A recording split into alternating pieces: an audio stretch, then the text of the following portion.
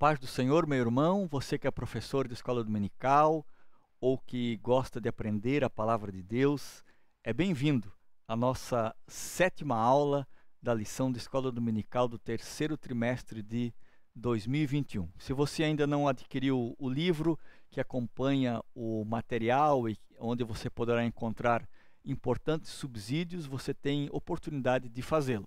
É o plano de Deus para Israel em meio à infidelidade da nação. Você pode comprar em qualquer livraria evangélica ou no site da CPAD, ou ainda quem usa Kindle, poderá comprar nas plataformas digitais como Amazon e outras. Mas não deixe de comprar o livro, porque eu tenho certeza que você será muito abençoado e importantes lições estarão presentes a partir da leitura desse livro na sua vida. Que Deus lhe abençoe neste propósito de querer aprender mais sobre a palavra de Deus. A lição 7, então, vai falar sobre o ministério de Eliseu. Eliseu, embora Elias fosse o maior dos profetas tratados no livro dos reis, dada a abrangência do ministério dele, o zelo que ele tinha e também a maneira como ele desenvolve o seu ministério diante dos reis. Apesar disso, Eliseu faz mais milagres do que o profeta Elias, e nós poderíamos listar aqui também os vários milagres que o profeta Eliseu fez, por exemplo, o primeiro milagre é que ele dividiu o Rio Jordão em duas partes, exatamente da mesma maneira que Elias também fez. Ele sarou as águas de Jericó, para que o povo pudesse tomar água potável. 42 adolescentes foram despedaçados por duas ursas quando esses adolescentes riram da careca do profeta. Ele providenciou água para 3 reis e seus exércitos. Ele previu a vitória desses 3 reis. Ele aumentou o azeite da viúva e impediu que os seus filhos fossem vendidos como escravos. Ele profetizou que a sunamita teria um filho. Mais tarde ele ressuscitou o filho desta sunamita quando ele havia ficado doente e veio a morrer.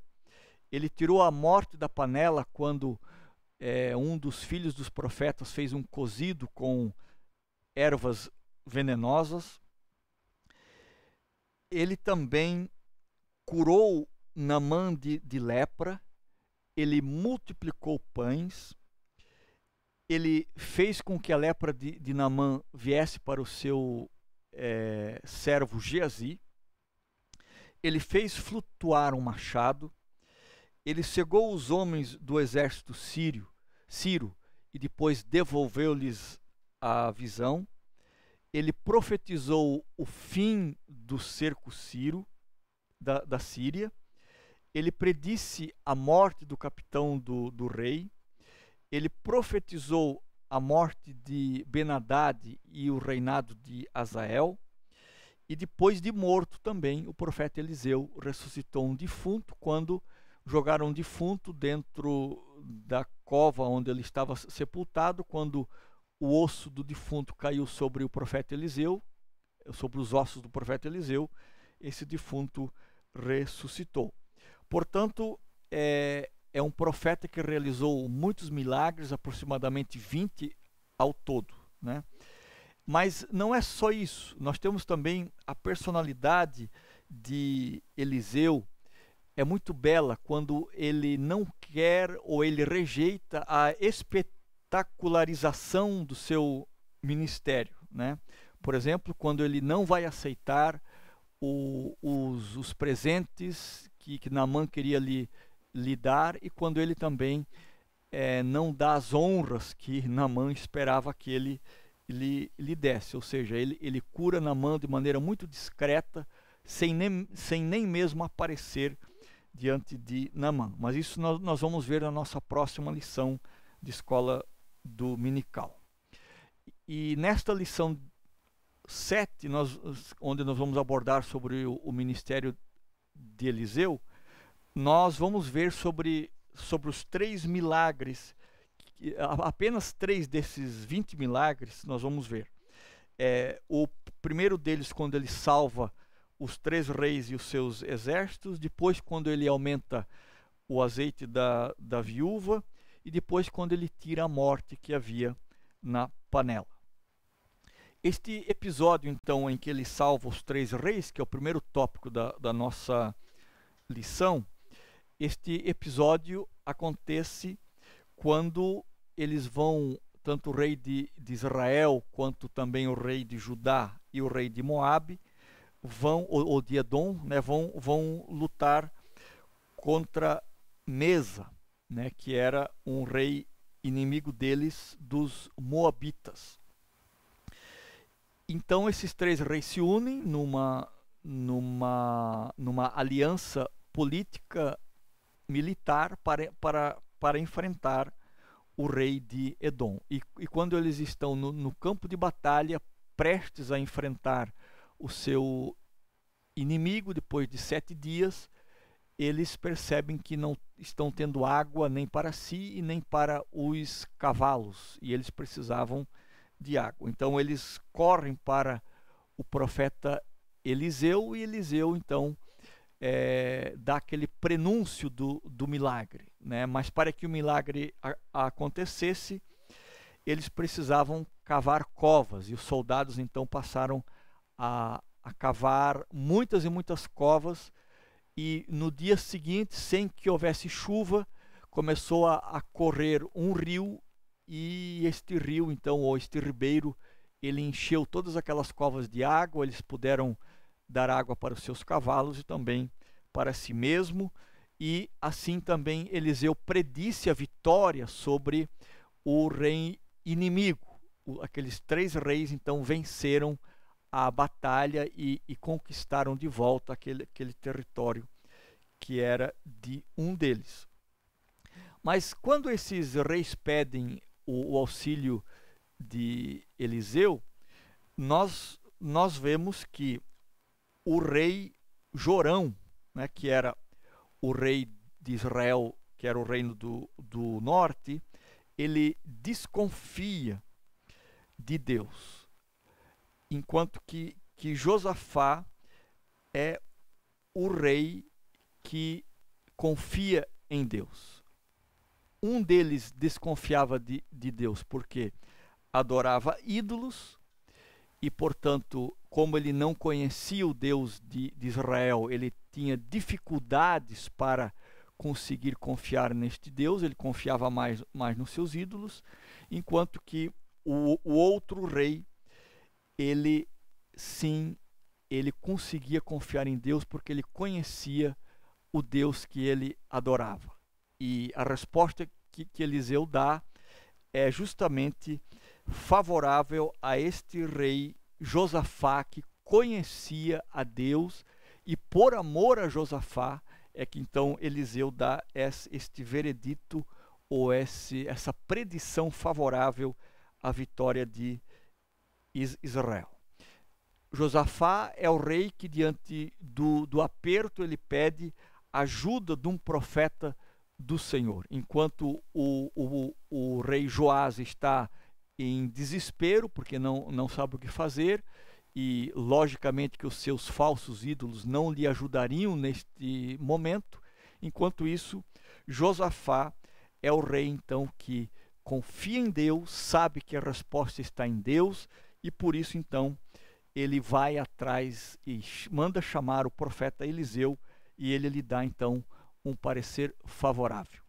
Agora, aqui, quando Eliseu vai dar o veredito e vai ouvir a voz de Deus para dar a resposta a estes reis, é muito interessante que Eliseu chama um músico para tocar um instrumento. Enquanto Eliseu está ouvindo aquela música, o texto bíblico diz que Eliseu entrou em êxtase, ou entrou em transe profético, e a partir desse momento, então, ele recebe a palavra do Senhor, e ele começa, então, a transmitir aquilo que ele recebe da parte de Deus. Notem que Eliseu, aqui de novo, mostra a grandeza de caráter dele.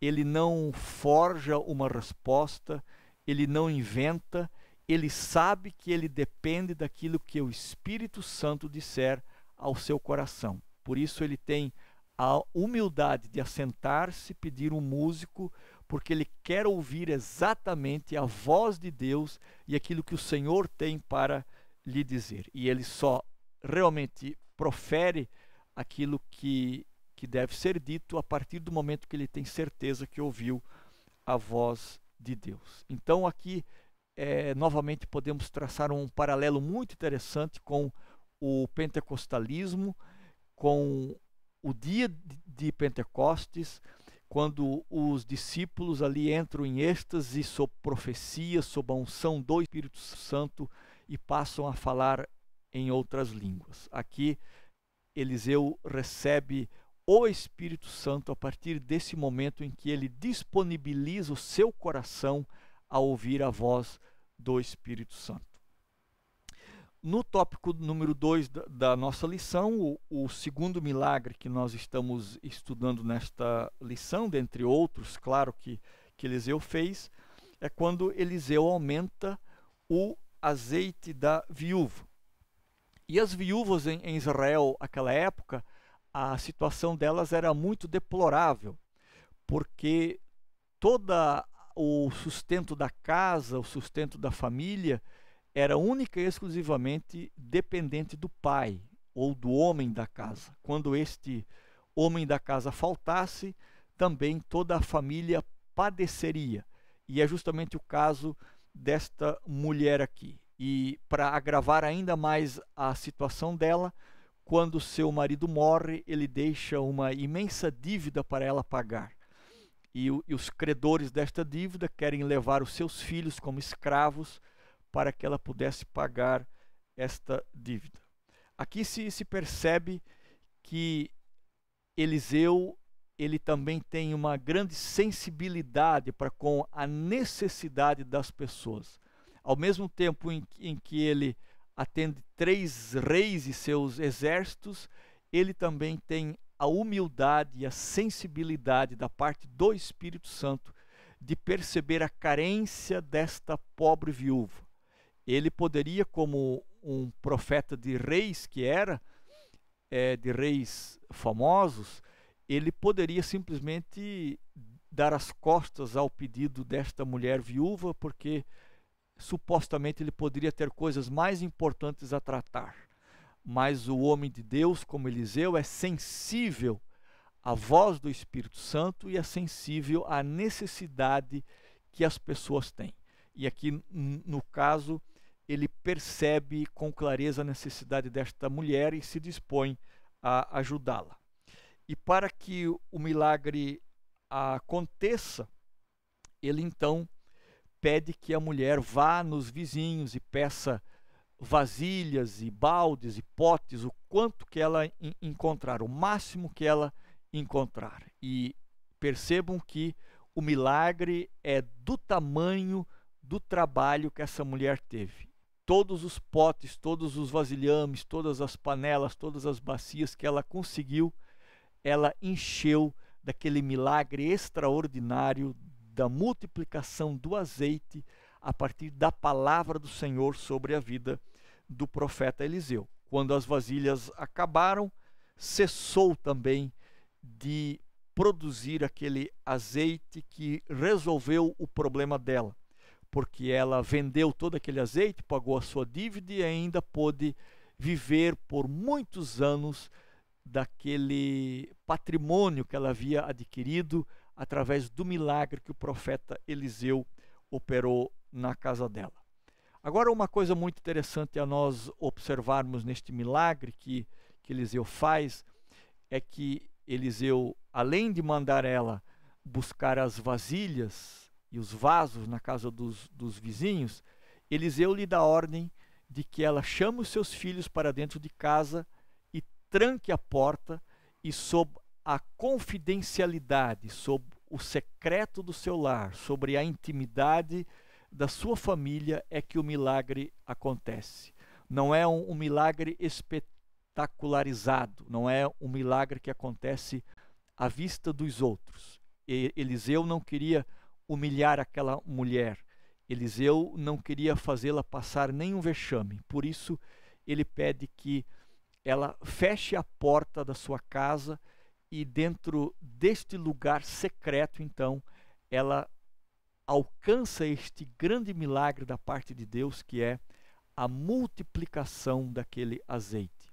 Isso nos dá uma lição também muito importante de que, mesmo que existam problemas em casa, mesmo que haja falta de alguma coisa, e haja também falta de um componente importante na família, que era o pai. Assim mesmo, aquela família é sagrada, ela é sacra diante de Deus. Por isso, esta família deveria entrar dentro de casa e fechar a porta, para que o milagre de Deus acontecesse no secreto, na intimidade, apenas para que eles desfrutassem da intimidade, daquela presença extraordinária de Deus presente naquele milagre. Portanto, isso nos mostra no livro de Eliseu a importância que a família tem. A importância da família estar reunida em torno do nome do Senhor e do milagre que Deus quer fazer dentro de casa. A importância que é esta família estar unida para que este milagre aconteça de maneira mais efetiva e de maneira que este milagre alcance proporções grandes, para que a família também veja como Deus cuida dos seus filhos. Se aquele milagre tivesse sido feito talvez de porta aberta, com as crianças brincando lá fora na rua, eles nunca perceberiam a seriedade, a grandeza do milagre e a poderosa mão de Deus sobre aquela família. E isso nos quer ensinar, como já disse, que a família é algo muito importante para Deus. E Eliseu destaca isso de maneira muito especial neste milagre, e esta mulher obedece piamente aquilo que Eliseu lhe ordena. O terceiro milagre desta lição é a morte que havia na panela. Como é do conhecimento de todos, Eliseu era um pai espiritual de profetas, ou um professor de profetas, ou ainda um pai de profetas, né? Portanto, havia uma escola de profetas organizada ali naquela região. E como havia escassez de comida, um dos filhos dos profetas vai ao campo e ele toma pepinos e faz desses pepinos, ele faz um cozido, mas ele não sabia que eram pepinos venenosos, e portanto, quando as primeiras pessoas experimentam aquilo, elas já percebem que a morte estava naquela panela. E Eliseu rapidamente toma providências e faz com que aquela morte que havia na panela seja aniquilada através de um milagre operado a partir da vida de Eliseu, e a partir disso, então, aquela vida volta ao alimento e os filhos dos profetas podem se alimentar e satisfazer a necessidade do seu corpo.